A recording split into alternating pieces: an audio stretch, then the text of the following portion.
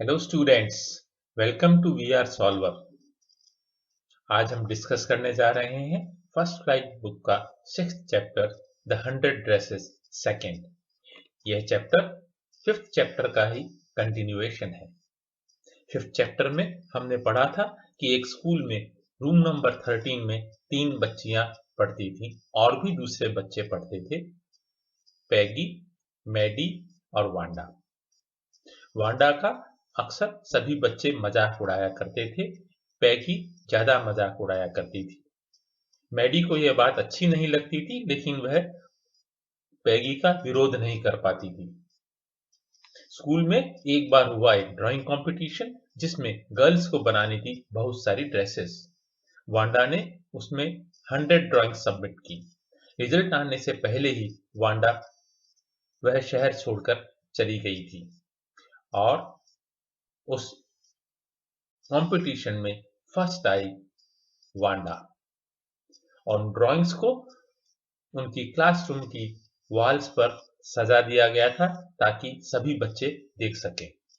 तो उसके आगे, while the class was circling the room, the monitor from the principal's office brought Miss Mason a note. तो जब class के बच्चे घूम घूम कर उन ड्राइंग्स को देख रहे थे, तब स्कूल के प्रिंसिपल के ऑफिस से एक व्यक्ति टीचर मिस मेसन के लिए एक लेटर लेकर आया, एक नोट लेकर आया।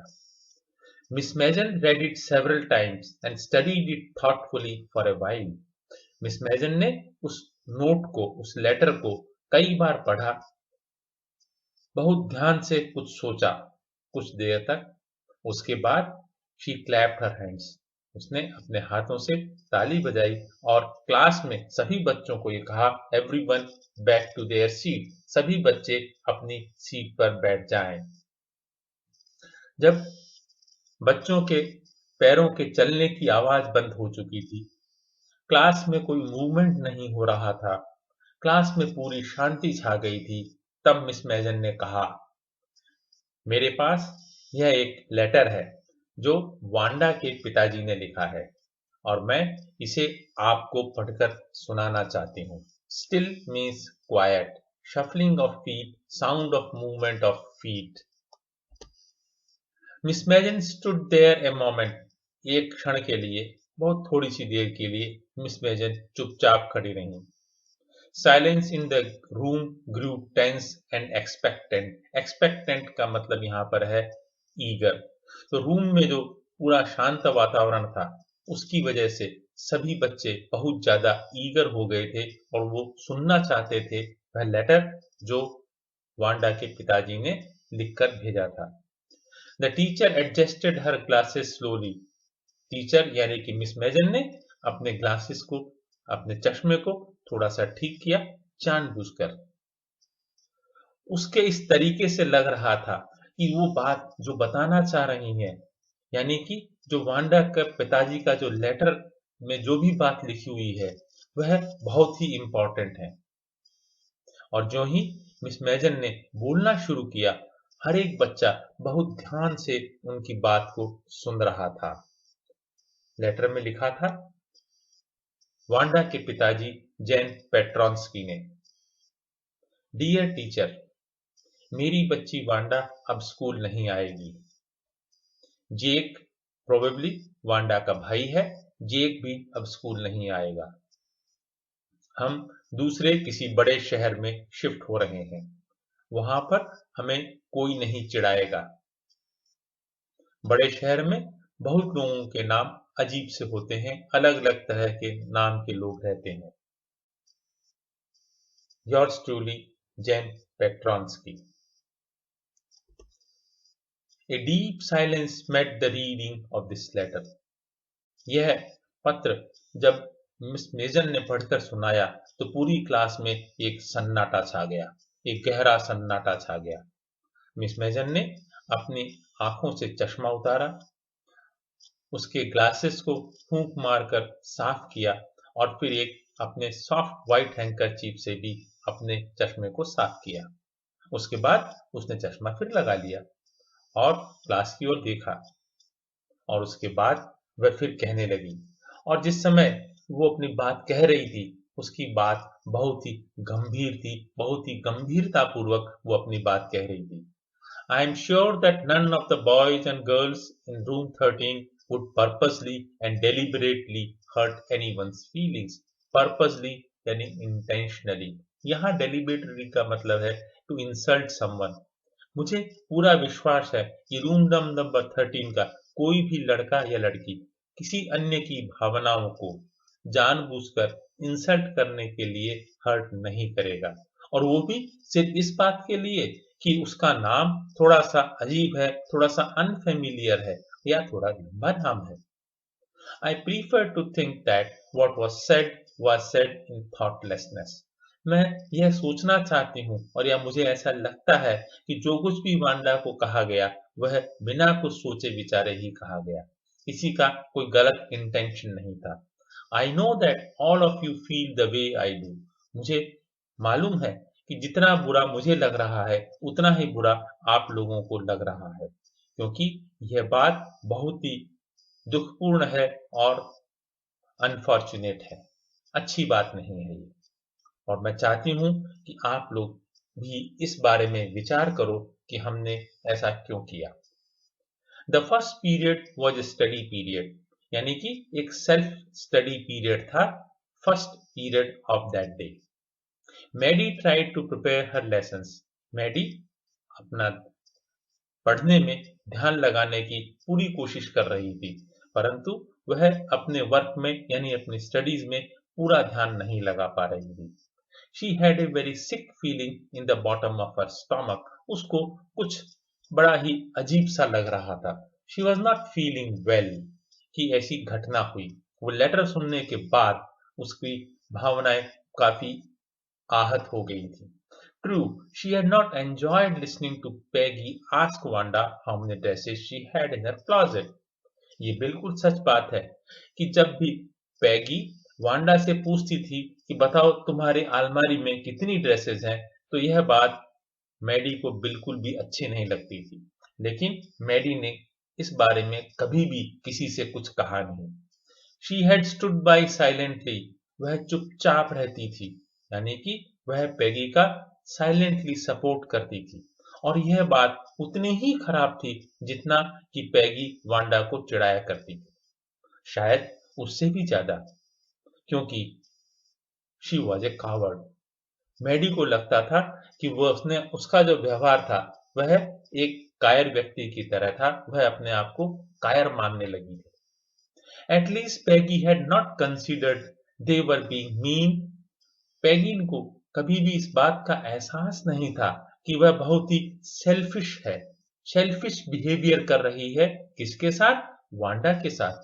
परंतु मैडी को तो इस बात का एहसास था, उसे मालूम था, उसकी फीलिंग्स थी कि वांडा के साथ गलत कार्य किया जा रहा है, उसका गलत व्यवहार हो रहा है। She could put herself in Wanda's shoes. वह वांडा अपने आप को वांडा की जगह महसूस कर सकती थी, इसलिए वह वांडा का जो फीलिंग्स थी, जो बैड फीलिंग्स होती थी, क्योंकि लड़कियां वांडा को चिढ़ाती थी, उसे कहीं ज्यादा अनुभव कर सकती थी। माय गॉडनेस, हे ईश्वर, wasn't there anything she could do? क्या मैं कुछ भी नहीं कर सकती थी? If only she could tell Wanda she had not meant to hurt her feelings. कितना अच्छा होता अगर यदि वो वांडा को कह देती कि मैं तुम्हारी भावनाओं को आहत नहीं करना चाहती हूँ। I do not want to hurt your feelings. उसने अपनी गर्दन घुमाई और एक पल भर के लिए पैगी की ओर देखा। पैगी मैडी की ओर नहीं देख रही थी। ऐसा लगता था कि पैगी बहुत ध्यान से अध्ययन कर रही है, वो जो कुछ भी क्लास में वर्क दिया गया था उसे बहुत ध्यान से कर रही थी। Well, whether Peggy felt badly or not, Maddie had to do something. अब मैडी ये सोचने लगी कि पैगी को वांडा का स्कूल से जाना बुरा लगे या न लगे, लेकिन मैडी इस बारे में कुछ न कुछ करना चाहती थी। वह चाहती थी कि मैं वांडा पेट्रोंस्की को ढूंढूं, मैं उसे मिलूं, यदि वह हो सकता है कि वह अभी शहर छोड़कर गई ना। Maybe Peggy would climb the heights with her. हो सकता है कि पैगी वांडा के घर बोगिंस हाइट्स की तरफ उसके साथ चले और वे दोनों उनसे कह सके, किससे? वांडा से कह सके, मैगी और पैगी और मैडी ये कह सके कि वांडा तुमने कंपटीशन जीता है। और वो यह भी कहना चाहती थी कि तुम बहुत ही समझदार स्मार्ट लड़की हो और तुमने जो 100 ड्रेसेस की ड्राइंग्स बनाई वो बहुत ही ब्यूटीफुल थी। ये सब बातें सोच रही थी मैडी और वह कहना चाहती थी वांडा को। When school was dismissed in the afternoon, afternoon में जब स्कूल की छुट्टी हो गई, स्कूल का समय पूरा हो गया, पैगी ने मैडी से कहा विद प्रिटेंडेड कैजुअलनेस, यानी कि एक झूठी कैजुअली ऐसे ही कह दिया, चलो देखकर आते हैं। वो लड़की गांव छोड़कर चली गई या अभी भी यहीं पर है? लड़की कौन? वांडा। सो मैडी ने सोचा, ओहो, तो पैगी भी यही बात सोच रही थी जो मैं सोच रही थी। मैडी खुशी से उछल पड़ी।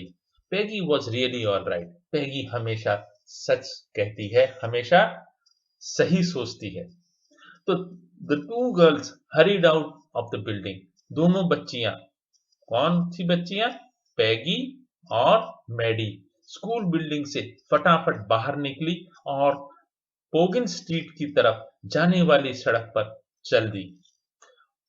यह नवंबर का महीना था, थोड़ी थोड़ी बूंदाबांदी भी हो गई थी, तो वह एरिया यानी बोगिन्स हाइट्स वाला एरिया थोड़ा पानी जमा हो गया था और उसका एनवायरनमेंट थोड़ा सा ऐसा लग रहा था, डल है, सैड हो सकता है। इसीलिए लोग वहां जाना पसंद नहीं करते थे। यह लोग वहां जाना पसंद नहीं करते थे, इसी बात को कहा गया है the part of the town that वोर सच ए फॉरबिडिंग एयर। एनवायरमेंट ही वहां पर कुछ ऐसा था कि लोग, उस गांव के लोग बोगिन्स हाइट्स की तरफ जाना पसंद नहीं करते थे। Well at least said Peggy gruffly. Gruffly means रफली और एब्रप्टली। जब वो दोनों बच्चियां पैगी और मैडी बोगिन्स हाइट्स की ओर जा रही थी, तब अचानक पैगी ने कहा, कम से कम मैंने उस लड़की को यानी कि वांडा को फॉरेनर नहीं कहा और मैंने कभी उसका मजाक भी नहीं उड़ाया। मुझे यह मालूम ही नहीं था कि वो समझ नहीं पाएगी कि हम तो सिर्फ उसके साथ मजाक कर रहे थे। I thought she was too डम।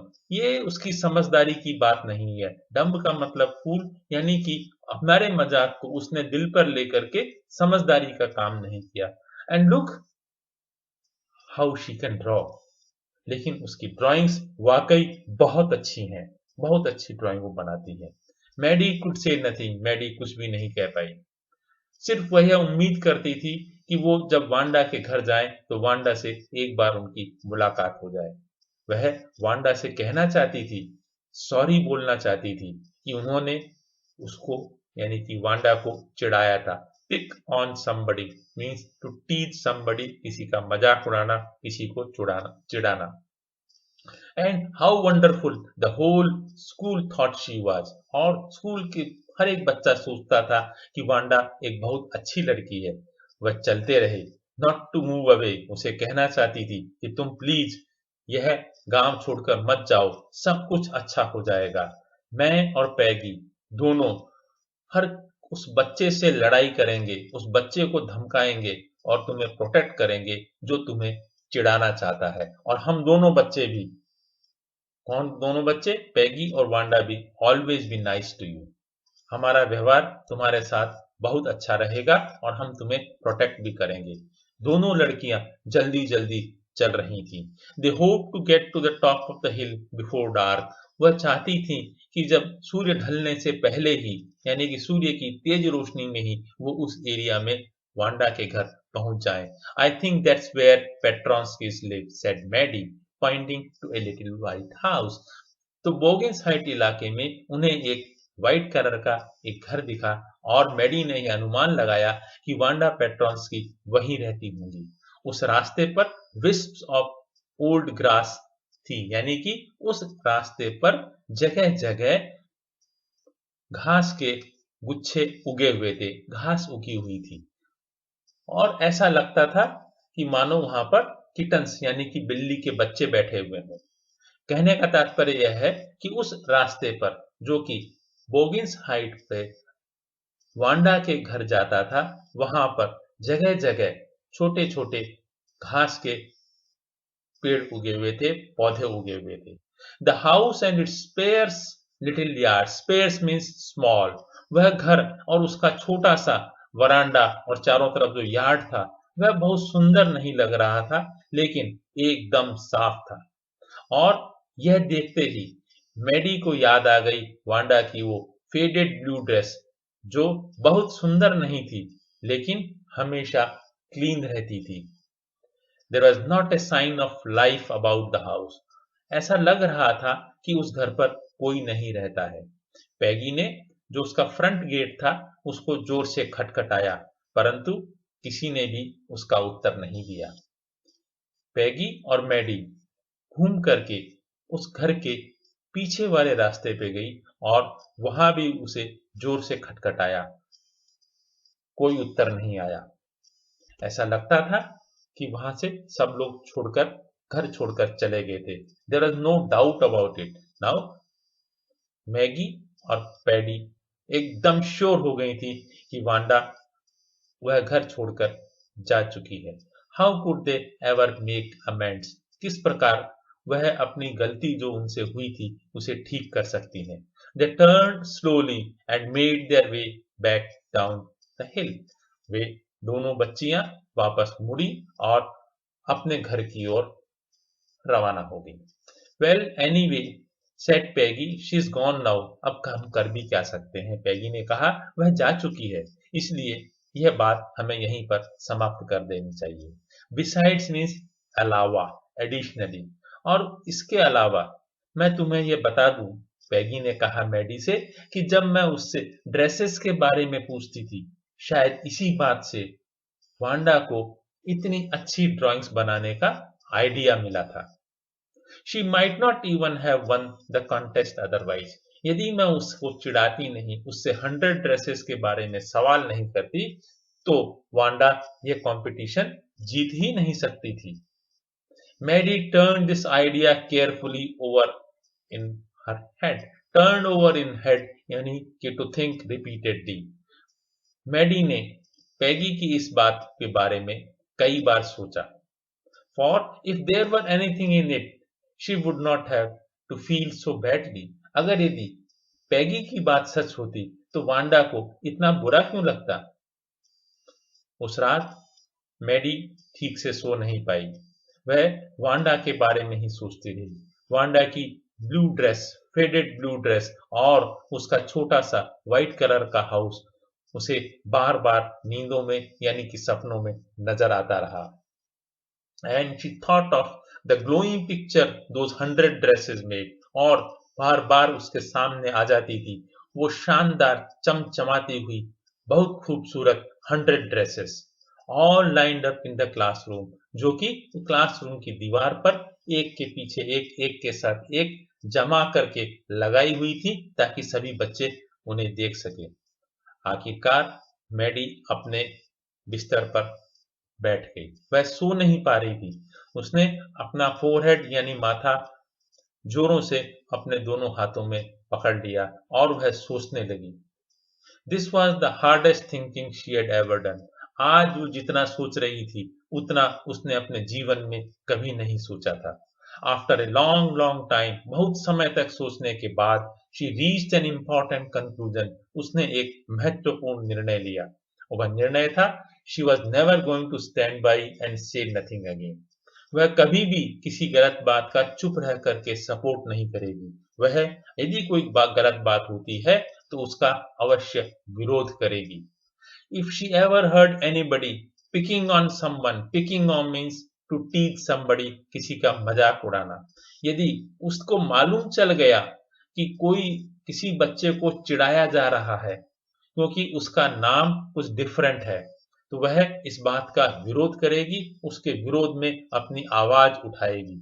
Even if it meant losing Peggy's friendship, भले ही इस कारण से उसकी दोस्ती टूट जाए पैगी से। She had no way of making things right with Wanda, आज उसके पास कोई भी विकल्प नहीं था, कोई भी तरीका नहीं था जिससे कि वह वांडा को सॉरी कह सके। बट फ्रॉम नाउ ऑन, आज से, अब से, now on means, from now on means आज के बाद, परंतु आज के बाद वह ऐसा कार्य किसी भी स्टूडेंट के साथ नहीं होने देगी। ये कि उसने एक प्रतिज्ञा की अपने आप से। This is the end of first part of this lesson. If you liked our video, please subscribe to our channel. And yes, you can watch our video website vrsolver.in to for more such contents. Thank you.